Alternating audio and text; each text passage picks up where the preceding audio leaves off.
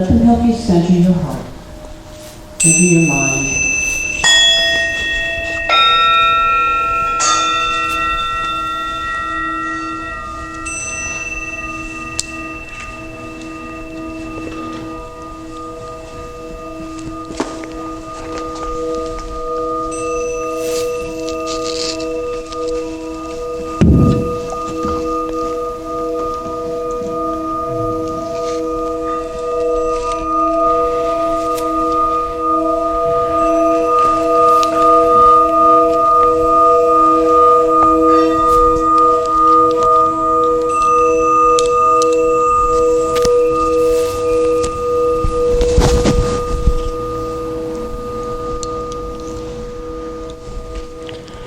And so let us continue this time of centering as I invite you to just take a breath and allow your body and mind to relax even more. And to just breathe. Nothing you need to do right now. Nowhere you need to go. As we rest in the presence of the living, loving Spirit.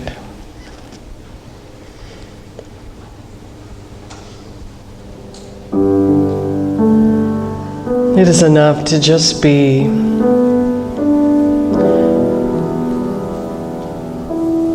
Our worth is not defined by actions or accomplishments. Our worth is inherent in our being. Relax and breathe. Just be. Be exactly who you are.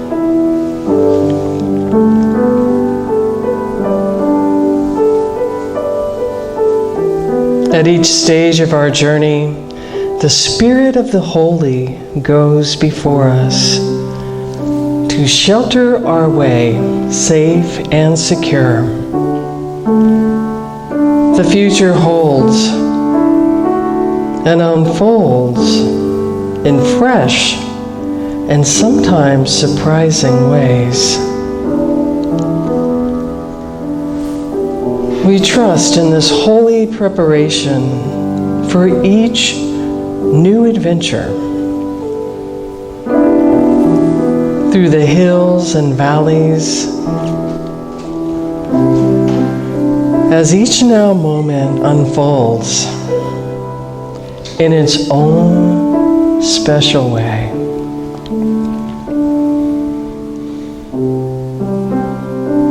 So let us rest lightly in the stream of time,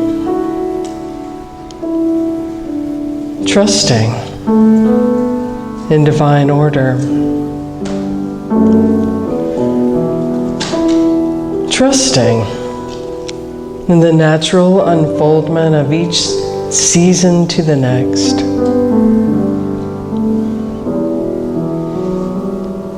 And gracefully, we surrender that which is familiar about today, serene in the knowing that tomorrow has already been provided for.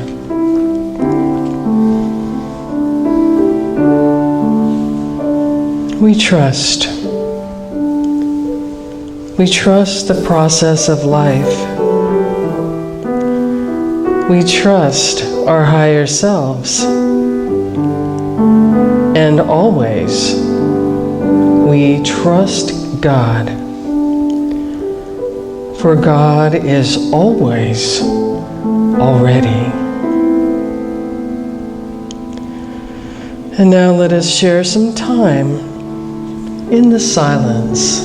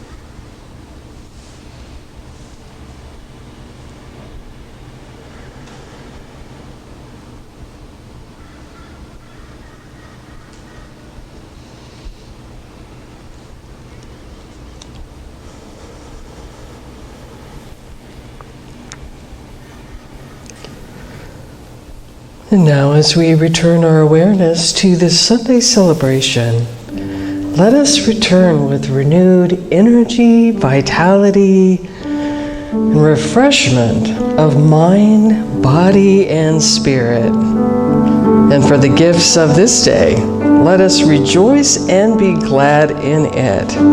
And so it is. Amen.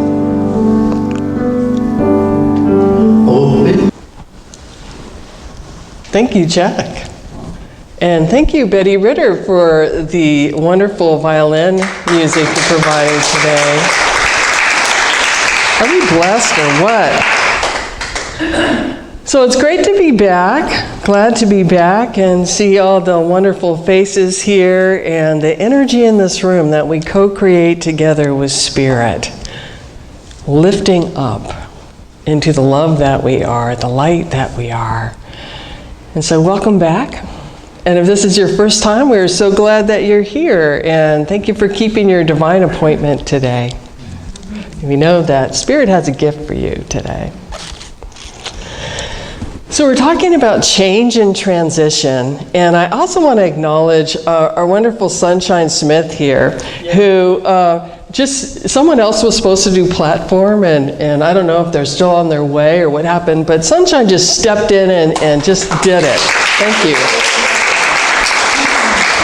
And such an example of handling change so graceful. You know, when we get, boom, those changes we don't expect and don't want, and oh boy, but you just handled that with such grace. Thank you so much.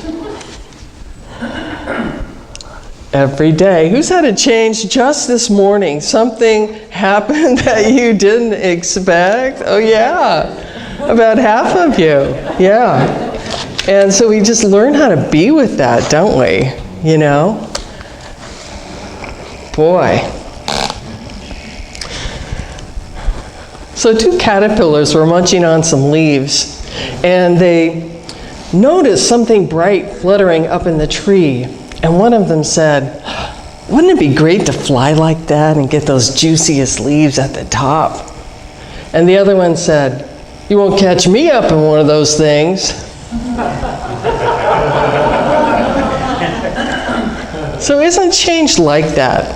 Sometimes we desire it, we seek it, and we want a change of pace. And it can be exciting and energizing and invigorating, with a new hobby or a new work or a creative idea, a new relationship, a new house, or home renovation.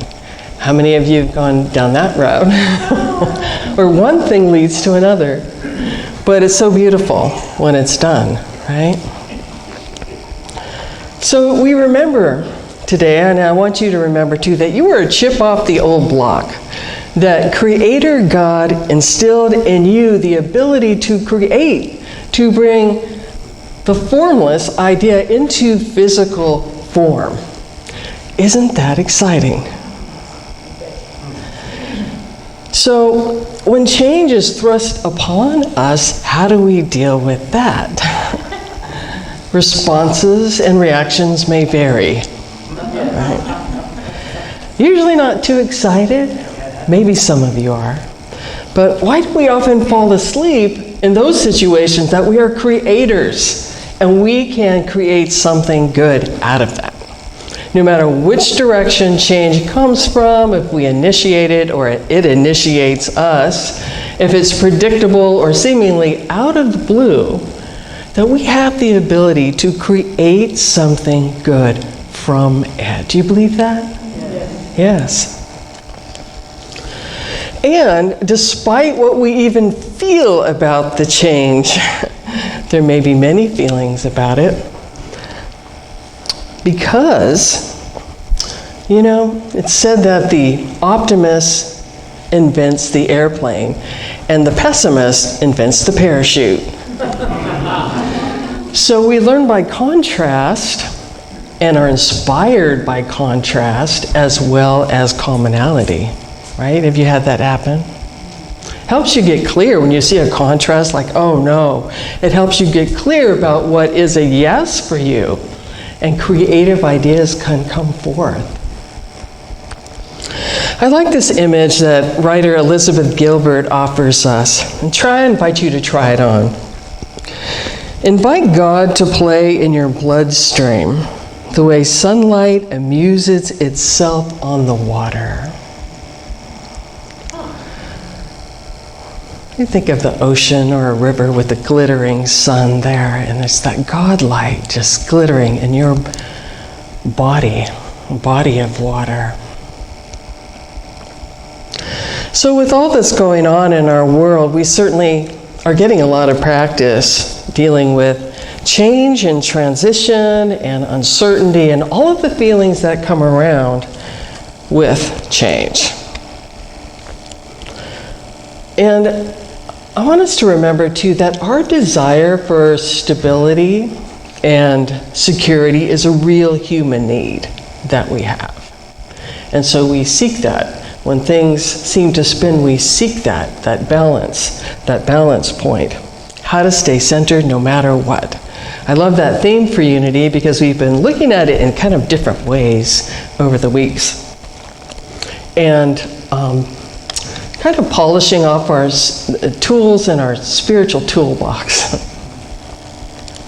So that's what we're focusing on these next few weeks. How to navigate change with more strength, more understanding, more faith, and with more ease.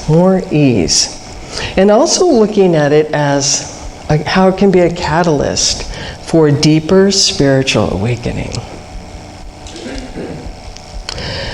And if you'd like to go deeper with this, as Sunshine mentioned, our class is starting today out at the picnic tables at 11:45.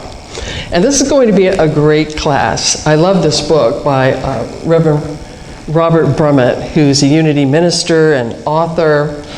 And I have to let you know that facilitating classes is one of my greatest joys in ministry. I absolutely love it. And it's a chance for us to have this deeper conversations that we might not have, the short time that we're in service together. And we get to know each other more. You get to have more support and realizations. And we'll also have, as well as discussion, we'll have some reflection time, some exercises, and prayer support. So if that speaks to you, I invite you to just show up if you haven't signed up at the picnic table. I do have some books too. So, finding yourself in transition. What is a transition?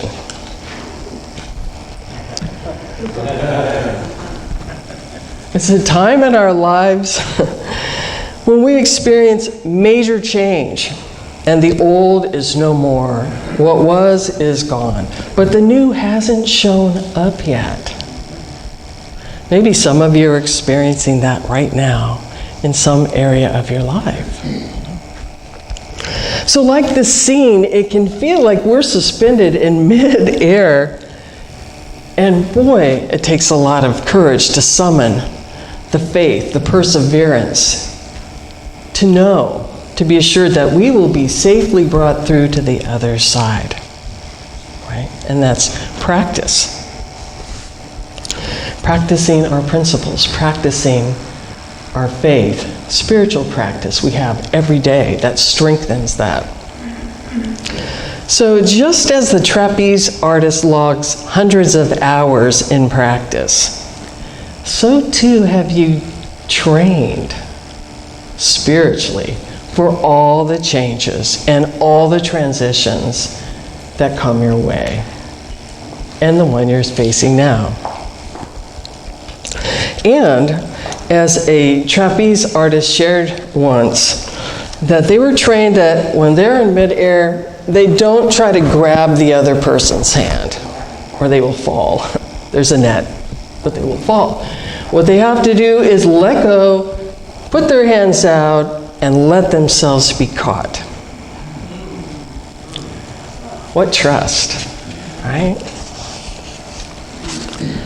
So with every change is letting go and trusting, letting go, surrendering, and allowing ourselves to be caught and loved by God. So transition is a process, and it has stages. There's endings, the void, and new beginnings. And this in-between time has been called many names. The abyss, the void, the hallway, when one door closes, the other opens, but until then, it's the hallway. It's been described as liminal time that has its own rhythm of time out of time. It's been called the desert, the neutral zone, the blank slate, wandering between worlds. So in our fast-paced society, when something ends, we're encouraged to move on, do the next thing, right? But we're not machines with an on and off switch that can just reboot in the blink of an eye. We are multi-dimensional beings, living many aspects of this humanity and spiritual experience, human and spiritual experience. So transition, though it may be frustrating when we want things to move and things aren't moving yet, we remember that it's a process with stages, and each stage has its gifts for growth and awareness. So we'll be talking about that more in class and next week. But you can see it mirrored in the rite of passage pattern, where there's separating from the known world, and then initiating into a new experience where a part of the old self is let go, and a new part of the self is born and comes forth.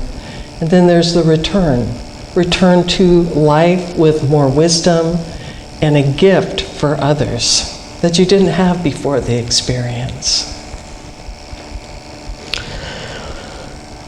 So how many are waiting for guidance on a next step for something?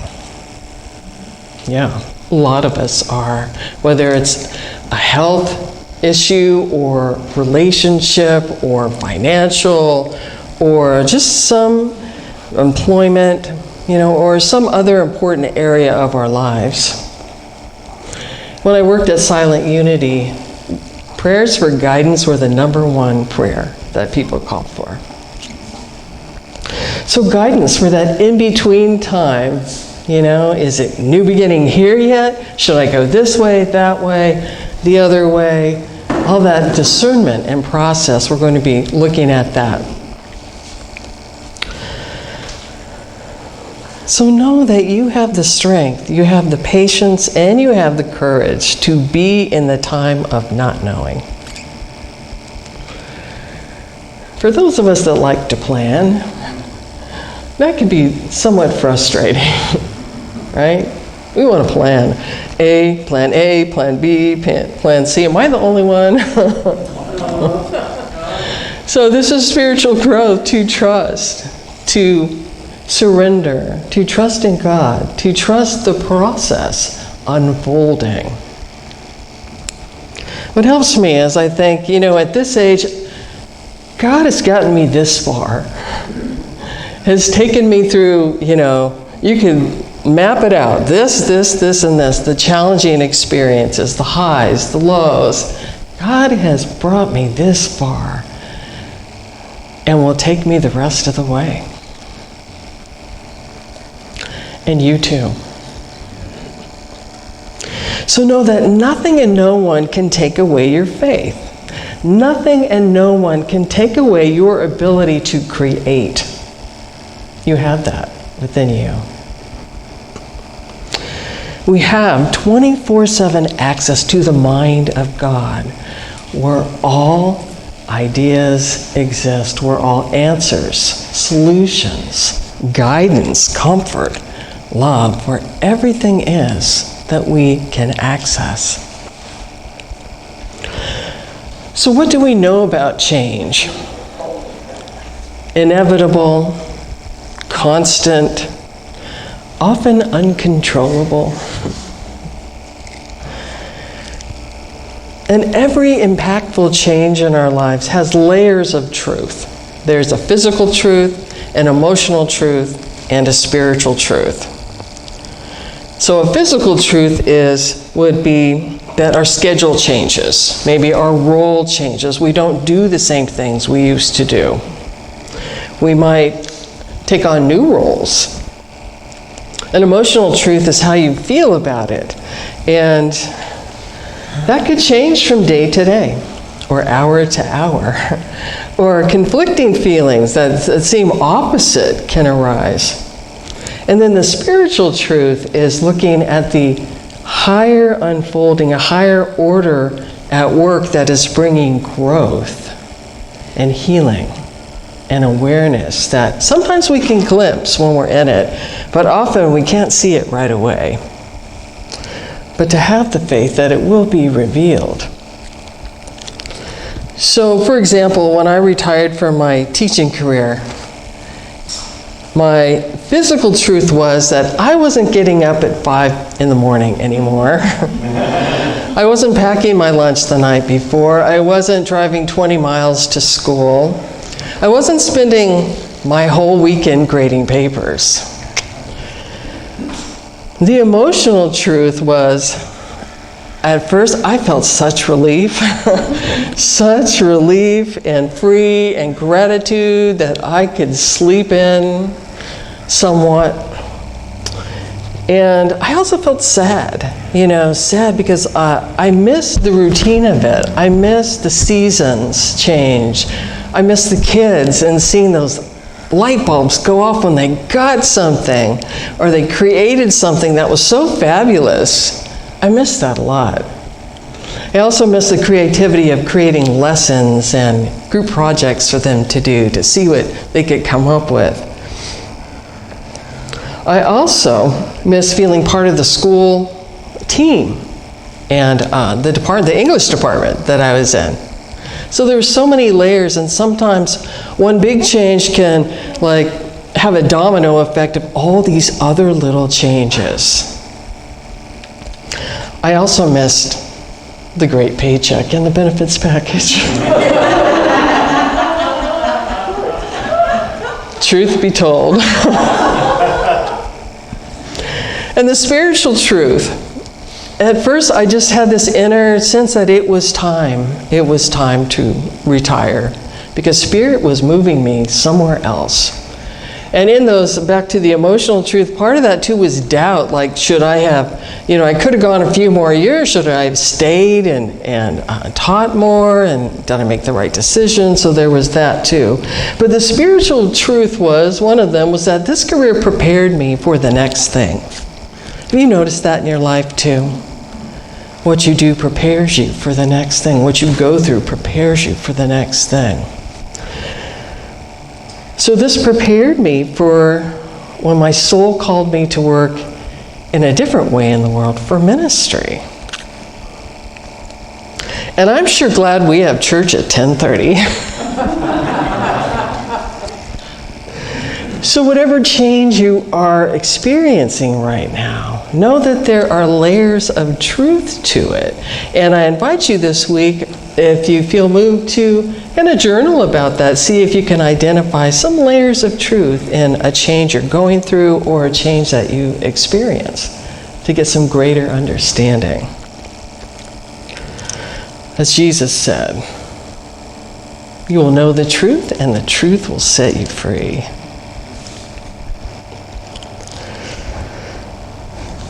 So when we can tap into that spiritual truth, we realize we're part of a larger something unfolding. And Robert Brummett, in Finding Yourself in Transition, puts it this way. Just as each cell in our bodies contain a DNA molecule that guides the direction and destiny of that cell, likewise, with each soul, a divine plan guides the evolution of that soul. And within the collective soul of humanity, a divine plan is at work directing the path of our evolution. That is an aerial view, isn't it? Because if we have an on-the-ground horizontal view, we might see a lot of different things that doesn't look like that. But like the caterpillar on a Persian rug or a patterned rug, we can only see a little bit of the design. But until we lift up to consider a greater possibility, a spiritual truth at work.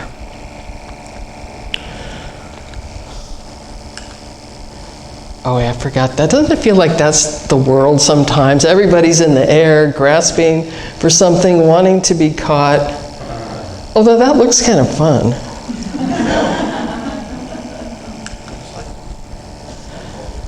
You know what? I don't know why we skipped that, but let's do this. Oh, I flow with the changes of my life, knowing that God is with me every step of the way. Let's say this together.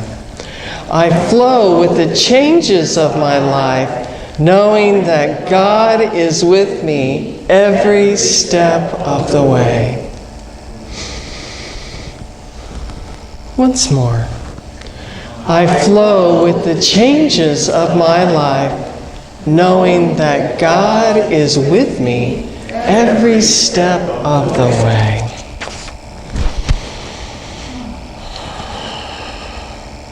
Yes. So this last part here,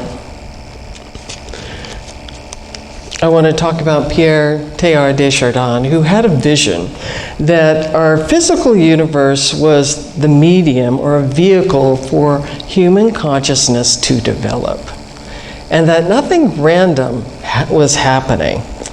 No event was random or chaotic, but we were all being drawn somewhere, pulled by love. We were all headed somewhere. And what is that destination? That all of humanity ultimately will be arriving at a conscious oneness with God. What will our world be like? What would it be like? Every single person was aware, conscious oneness with God. Conscious oneness with God in you, with God in others, with God in nature, with God in animals, with God in all of creation. Wow. So evolutionary thinkers like Teilhard and Barbara Marx Hubbard point out that before every evolutionary jump in consciousness, there is crisis. I like this from Barbara Marx Hubbard. She says, problems, unmanageable complexity, stagnation, disintegration. From the level of the present, crisis looks like mistakes, dire errors in the system. But from the quantum perspective, these are actually evolutionary drivers that trigger design innovations. There's that creativity that comes from contrast, from pressure.